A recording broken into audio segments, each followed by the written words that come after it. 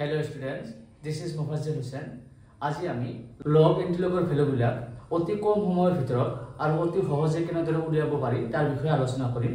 প্ৰথমে আমি চাই লওঁ যে যেটো আমি এলএন লিখো এটো সাধাৰণতে আমি নেচাৰেল লগ বুলি কওঁ পাৰো আৰু যেটো লগ কয় এটো আমাৰ কি কমন লগ। এতিয়া চাবা ln x I mean natural log equal to 2.303 log x আমি এনেদৰে লিখিব লাগিব। তাৰ পিছত আমি log এন্টিলগৰ ভ্যালু উলোৱাৰ আগত কেইটামান ফৰ্মুলা জানি লোৱাটো আৱশ্যক। আমি চাই লম ইয়াত log a into b equal to log a plus log b, log a by b equal to log a minus log b আৰু log a to the power b equal to b log a। ইয়াৰ আগতে আৰু লগৰ কেইটামান যেটো value আছে log 2 log 3 log 5 আৰু log 7 এই কেইটা ভ্যালু জানিলে আমি যিমান লগ আছে বাৰু আমি সহজে উলাব পাৰিম। লগৰ ভ্যালু উলিওৱাৰ আগতে আমি কেইটামান ভ্যালু মনত ৰাখিম। ইয়াৰ ভিতৰত log 2 ইয়াৰ ভ্যালু হৈছে আমাৰ 0.3010, log 3 0.4771, log 5 0.6990, log 7 0.8450 আৰু log 10 এটো ভ্যালু 1 হয় আৰু log 1 এর ভ্যালু কিমান হয় 0 হয়। আমি যদি অনলি এই কেইটা ভ্যালু মনত ৰাখো তেনেহলে আমি যিকোনো লগ এন্টিলগ যিমান ভ্যালু আছে বাৰু আমি সহজে আৰু অতি কম সময়ৰ ভিতৰত আমি ভ্যালুখিনি উলাব পাৰিম। আমি কেইটামান एग्जांपल চাই লও।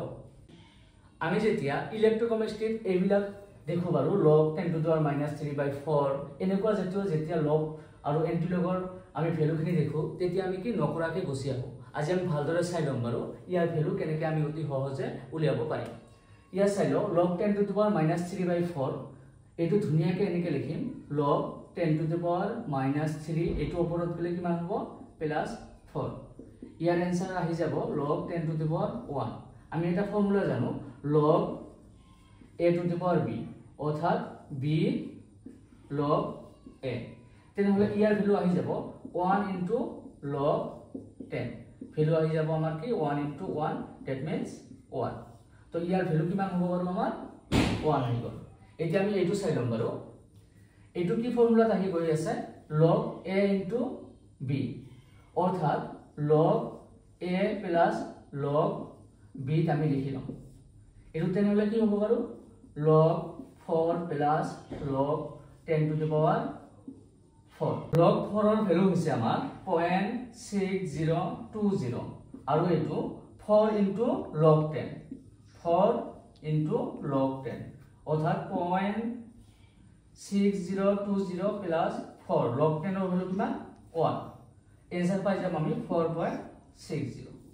এটা আৰু এটা आंसर এটো ডাইৰেক্ট মিলি যাব বাৰু log a to the power b log a that means -3 into log 10 equal to আহি যাব -3। আমি आंसर পাই গলো এটো आंसर -3 এটো आंसर 4.6 আৰু এটো आंसर আমাৰ 1। আমি আৰু দুটামান एग्जांपल লৈ লও।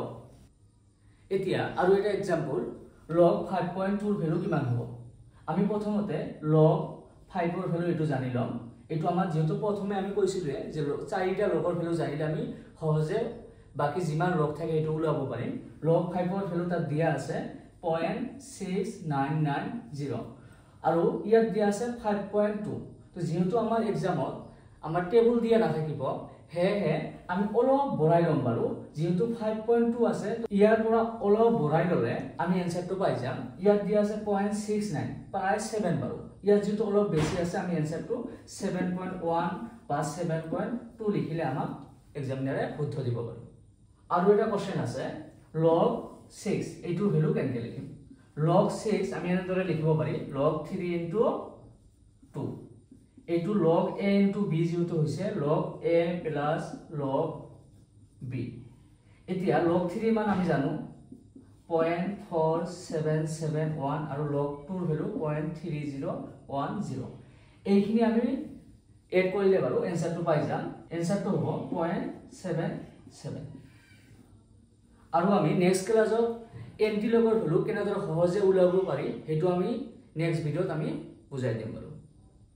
তো আজিৰ কাৰণে থ্যাংক ইউ সো মাচ।